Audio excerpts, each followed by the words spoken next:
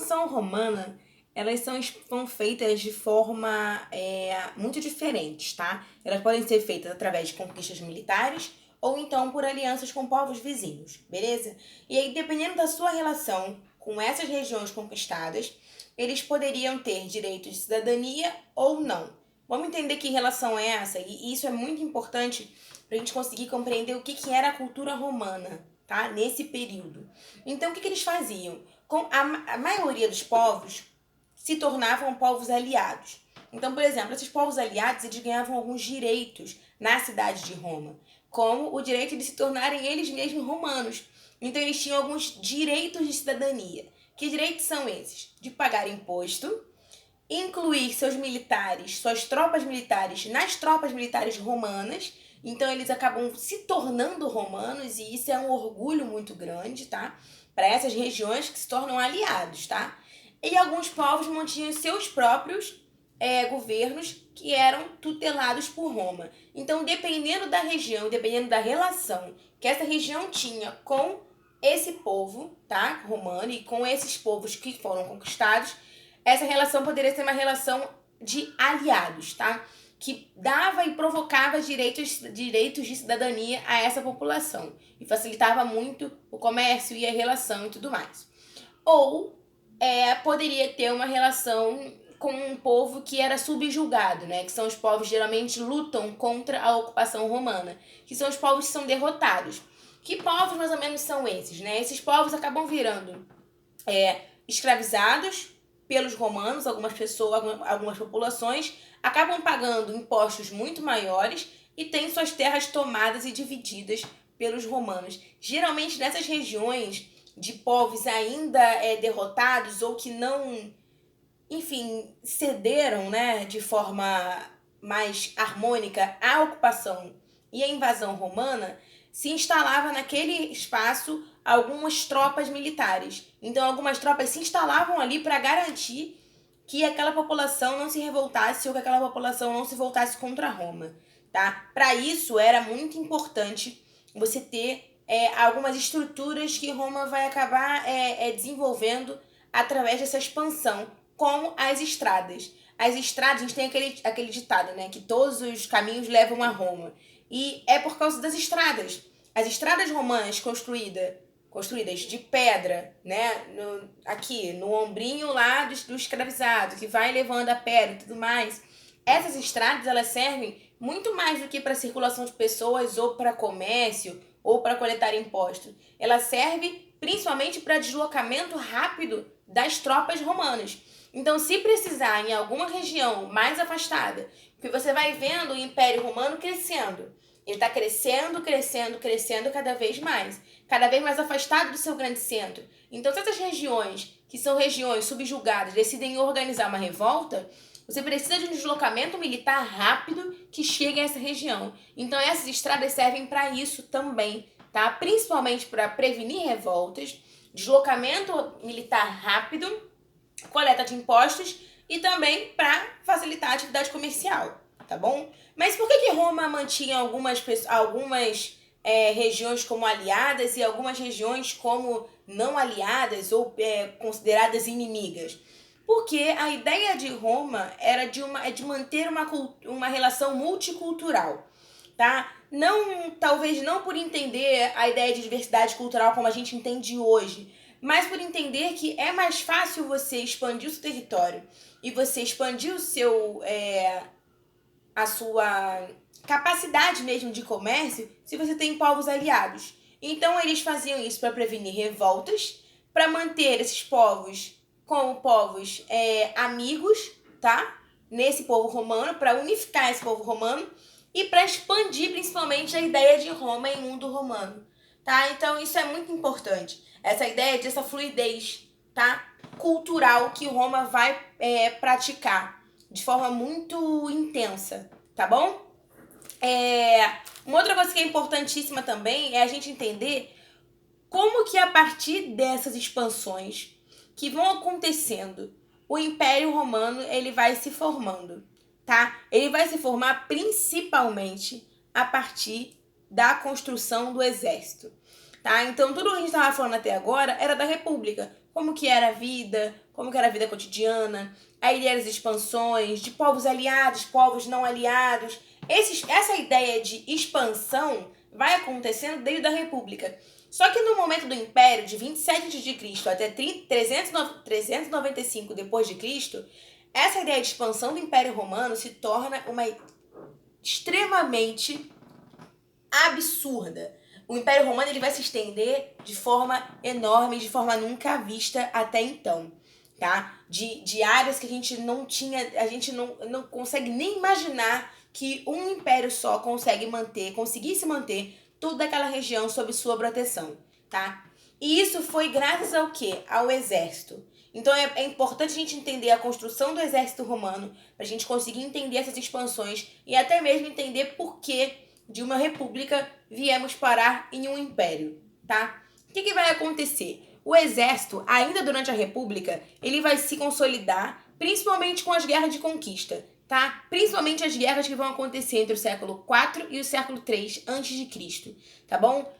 A participação no exército até esse momento era obrigatória, então no momento de guerra, os camponeses eram convocados e eles tinham que abandonar as suas terras em que eles estavam lá plantando e vivendo para ir para a guerra, tá? Então eles iam para a guerra, participavam dessa guerra e depois retornavam para o campo para voltar a trabalhar.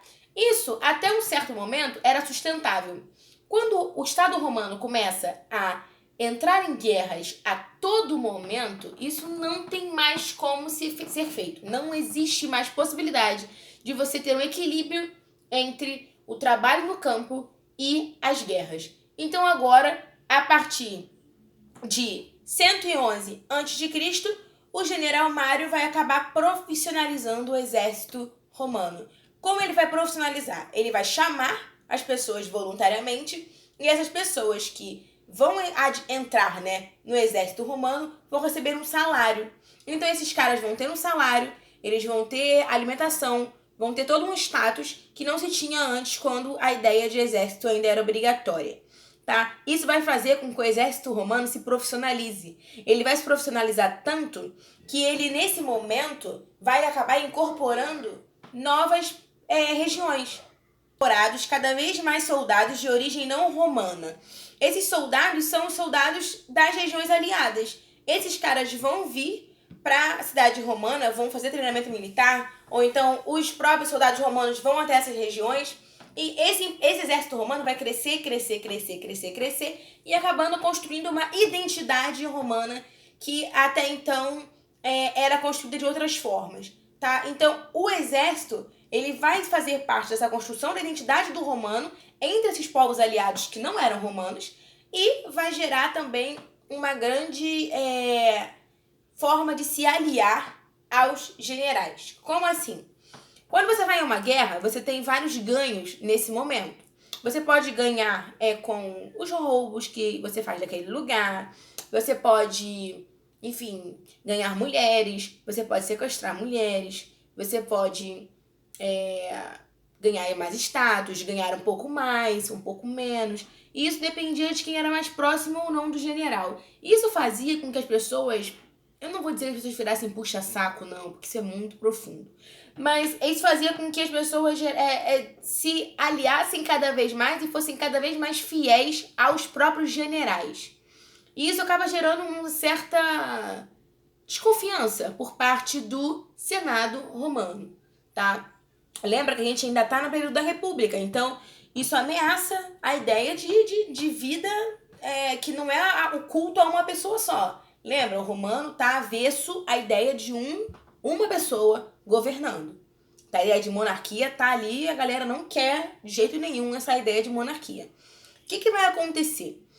Essa lealdade vai fazer com que vários generais de diversas legiões, que controlam diversas legiões, produzam guerras civis dentro de Roma, dentro desse grande mundo romano.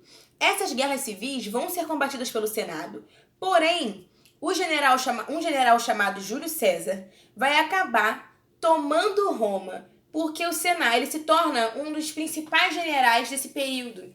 E o Senado vê que o seu poder está muito, muito, muito grande. E aí o que eles fazem? falam assim, olha só, Júlio César, obrigada aí, valeu pelo seu trabalho, pelo seu serviço, mas não precisamos mais de você agora, tá aposentado.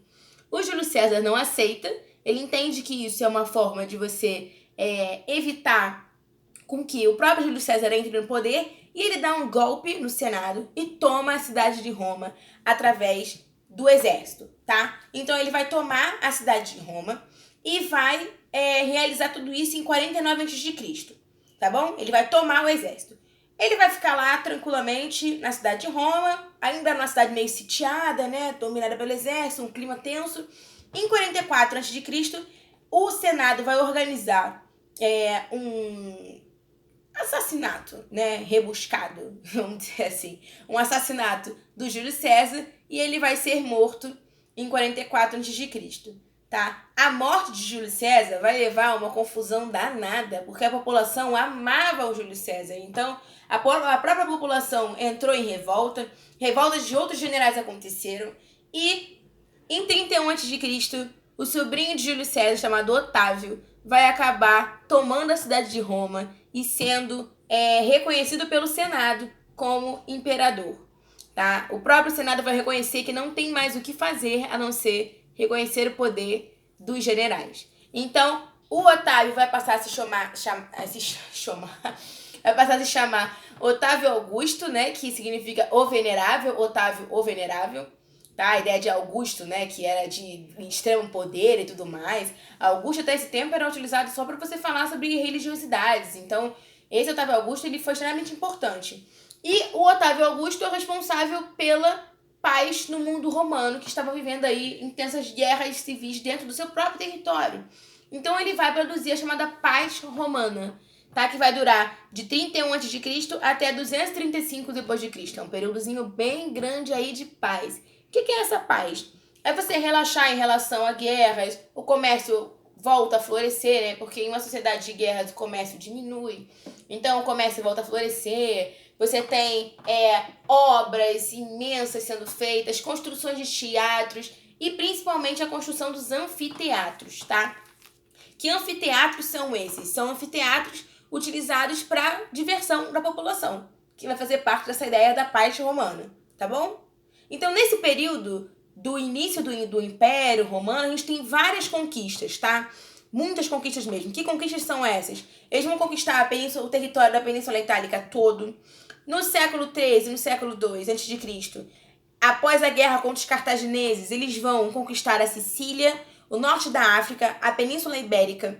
Conquistam a Ásia Menor depois, no século I a.C., o Egito e a Gália, tá? A manutenção desse território e toda a sua extensão é muito complicada e muito problemática. Então precisava cada vez mais de uma arrecadação de impostos maior e também de uma construção mais e mais de estradas, de uma burocracia, de um exército mais fortalecido e de escravos. E esses escravos eram conquistados através das guerras de conquista, tá bom? Então a principal função do exército nesse momento agora aqui do Império, era ainda de reprimir as revoltas e de arrecadar mais escravos para conseguir manter o Império Romano florescendo como estava. Então, nesse momento, a gente tem um Império Romano que está tentando controlar esses territórios conquistados, amplamente conquistados, conquistar povos aliados, tomar conta desses povos, né, que não são tão aliados assim, que estão ali meio chateados por estarem dominados por Roma, e também mantendo tanto o exército alimentado quanto a plebe da própria cidade romana, tá? A cidade de Roma vai ter uma invasão praticamente de uma grande quantidade de camponeses, e esses camponeses famintos ficam um pouco nervosos. Então, essa paz romana ela vai ser também feita e realizada através, né, de uma grande através, né, da alimentação dessa população, tá? Então, a sociedade imperial ela é uma sociedade baseada no trabalho escravo, tá? Uma sociedade totalmente escravista. Então, esses escravos eles trabalhavam tanto em obras públicas como na agricultura, poderiam ser professores ou até mesmo gladiadores, tá? Algumas revoltas escravas muito importantes ocorrem a partir do século II a.C., tá bom? Essas revoltas escravas elas vão ser extremamente importantes para começar a ensaiar aí um fim do Império Romano, tá? E para mostrar para o Império Romano que essas questões deveriam ser tratadas de forma um pouco mais delicadas. Bom, então o crescimento do trabalho escravo, ele acabou levando a uma consequência problemática para os próprios romanos, que com o crescimento do trabalho escravo, as grandes terras, os grandes territórios cultivados por escravos tornavam o seu cultivo mais barato. Então, os pequenos proprietários foram totalmente massacrados. Então, esses pequenos proprietários, sem perspectiva de vida no campo e com os seus produtos que não conseguiam concorrer com o produto feito com a mão de obra escrava, acabam indo para as cidades. Então, eles vão migrar em massa para as cidades. Essa migração nas cidades faz com que a cidade viva um momento de extrema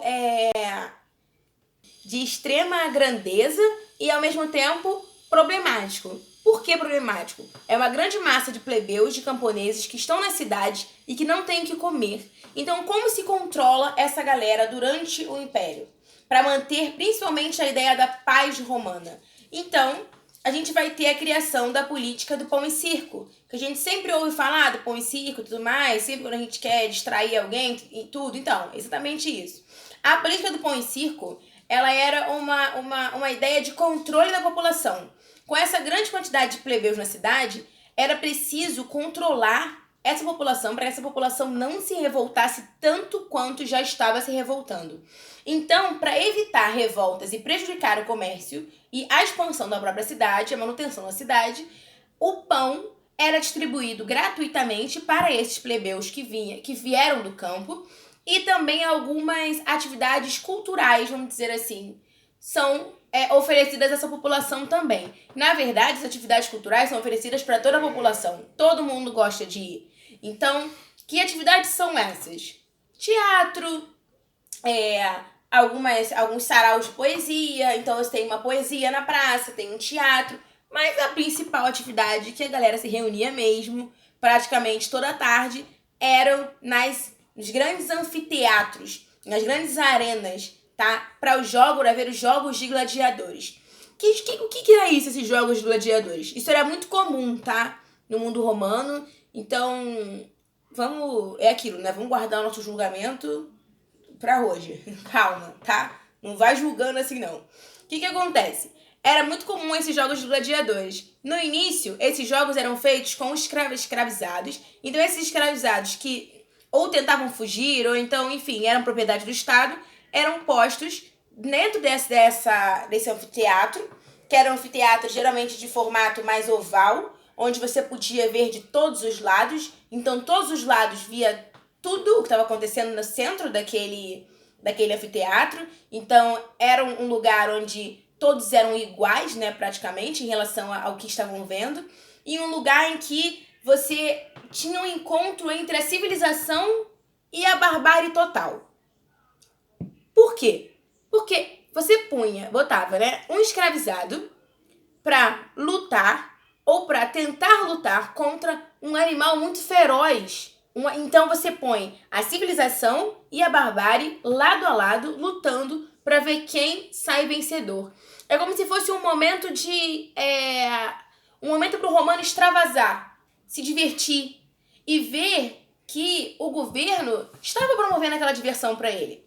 Tá? Era uma diversão. Então, por exemplo, em alguns momentos, quando as lutas eram entre gladiadores, mesmo entre os próprios escravizados, se, por exemplo, a luta era feita até a morte, né? Então, um contra o outro até a morte. Mas, para mostrar que a população também tinha participação naquilo tudo, o que acontecia? No final da luta, quando o outro estivesse prestes a morrer, o soldado se perguntava: e aí, mata ou, quer dizer, deixa viver ou mata? E aí a própria população, lá naquela grande arena, naquele grande anfiteatro, levantava a mão se deixasse a pessoa viver ou fazia assim quando a pessoa fosse morrer.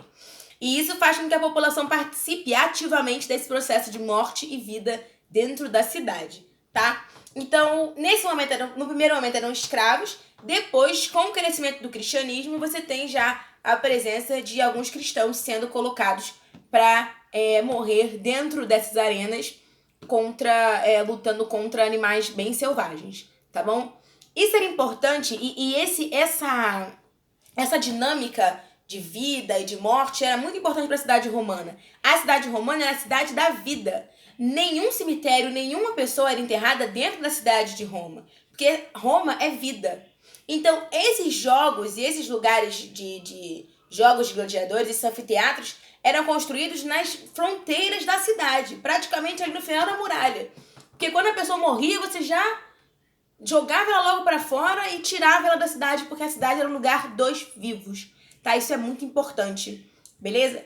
Essas cidades, elas eram extremamente vivas, com uma cultura flexível, tá? Com uma presença enorme de elementos de várias etnias, várias culturas. Tem presenças de gregos. Então, a cultura romana é uma cultura muito fluida, tá? É uma cultura que ela tem uma fluidez muito grande, tá bom?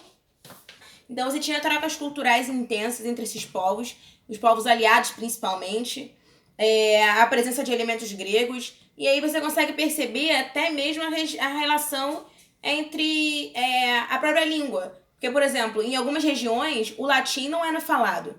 Em algumas regiões, o que era falado era o grego, por exemplo. Nas regiões da Macedônia, onde os gregos conquistaram, né, a região da Macedônia, Síria, Egito, Palestina, os romanos eles conviviam com o grego como língua oficial, naturalmente, e isso não gerava um grande problema para eles. Tá? Então, a ideia de você ter uma língua oficial ou uma imposição cultural não era natural aos gregos. Então, eles eram muito mais fluidos do que esse sentimento que a gente tem hoje de nacionalidade, patriotismo, ainda não fazia parte dessa nação, dessa região, tá?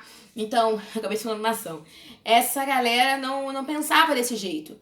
E aí, a própria religião era flexível. Então, a religiosidade dos gregos durante o Império e durante toda essa construção da identidade grega era uma religião politeísta, com deuses antropomórficos, ou seja, com deuses com formatos humanos e pensamentos humanos, e uma influência muito grande de deuses gregos e etruscos também, tá? O que vai acontecer? A partir de um certo momento, a gente tem algumas mudanças e rupturas que vão acontecer, que vão rolar em Roma. Uma dessas mudanças principais que vão levar principalmente ao fim do Império Romano são tanto a escassez de escravos e a grave crise econômica gerada por isso, tanto o cristianismo, tá? Então são dois elementos principais que vão fazer com que essa sociedade romana mude e acabe se esfacelando, tá bom? Então como que a gente vai ver isso primeiro? Vamos falar aqui do cristianismo, tá? O cristianismo é fundado em Roma a partir... Ele é construído em Roma a partir de 70 depois de Cristo, com os primeiros evangelhos que são escritos, tá? Algumas datas são importantes nesse momento. Principalmente a ideia da conquista da Palestina. Os romanos eles vão conquistar a região da Palestina. Lá é uma região que era conquistada anteriormente pelos macedônios, vai ser conquistada pelos romanos em 63 a.C., que tinham várias comunidades judaicas. Então, a religião judaica era diferente da religião romana, mas as religiões elas conviviam pacificamente, né, nesse ambiente, porque lembra que a gente tem ainda uma Roma com uma flexibilidade religiosa muito grande, muito maior, tá? Em 70 depois de Cristo, alguns escritos evangélicos são escritos e o próprio Jesus Cristo, né, que é um ser histórico que a gente tem comprovações que existiu, foi condenado à morte em 30 depois de Cristo. Por que eu tô falando tudo isso para vocês? Porque a partir da morte de Cristo e a partir da liberação desses evangelhos e divulgados por Cristo, e eles foram divulgados por outros discípulos também. Então, vários discípulos acabam divulgando esse pensamento que foi deixado por Cristo, tá? Principalmente a partir do ano 70 depois de Cristo, eles vão começar a ser divulgados. E aí, essa divulgação primeiro vai abarcar a população mais pobre, tá? Uma população que tá ali um pouco mais vulnerável, principalmente pela ideia de que Deus construiria um paraíso na Terra. Então as pessoas começaram a acreditar nessa ideia de paraíso na Terra, e como a vida dos camponeses já não era uma vida tão interessante assim nesse mundo romano, a vida dos escravizados também, então a ideia de um paraíso na Terra, de uma sociedade igualitária, era uma ideia bem convincente e bem acolhedora para essa população, tá? Um dos grandes divulgadores dessa ideia foi o próprio Saulo, que passa a se chamar Paulo depois, né, que muda o nome, vai adaptar o seu nome para o grego. Porque o Paulo, ele vai começar a pregar em grego e ele vai começar a atingir outras regiões que não eram atingidas antes, com a pregação apenas feita em aramaico, tá? Então, essa expansão do mundo romano e da religião do cristianismo vai acontecendo aos pouquinhos, tá? E nesse primeiro momento, esses cristãos, eles são perseguidos pelo Estado romano, acusados principalmente não pela questão religiosa, não por estarem professando outra fé, mas principalmente por não obedecerem ao Estado romano.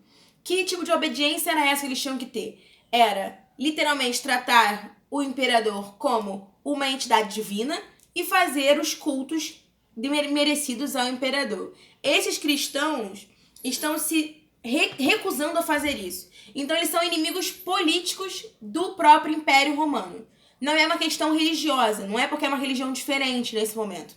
É uma questão política, tá? Então, porque eles são uma ameaça ao Estado, porque eles estão ameaçando ao Estado e não cumprir essas determinações, eles são executados publicamente.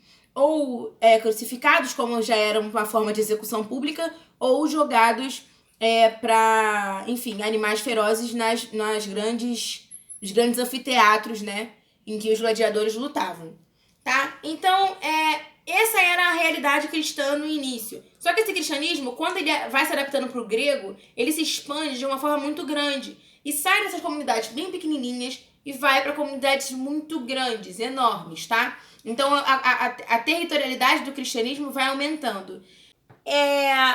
A expansão do mundo cristão, a expansão do cristianismo vai levar a um grande conflito entre o Estado romano e essa nova religião.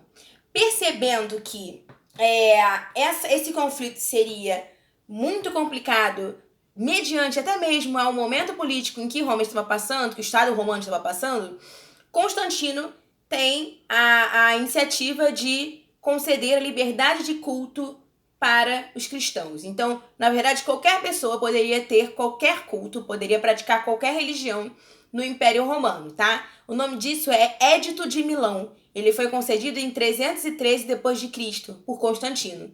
Além de conceder a liberdade religiosa, o Constantino chamou alguns religiosos cristãos para estabelecer algumas regras do cristianismo.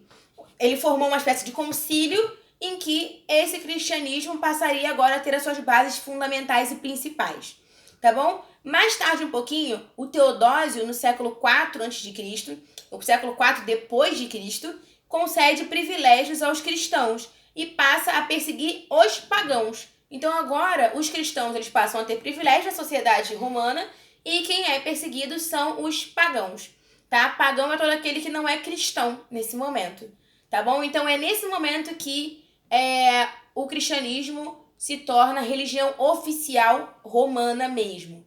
E o grande problema dessa formação de uma religião oficial é que essa religião oficial ela ia, da forma como ela foi adotada como cristianismo de Estado, ela ia contra a tudo o que a sociedade grega e romana pregava há tempos, de flexibilidade e de fluidez cultural. Então agora não tinha mais espaço para diversidade.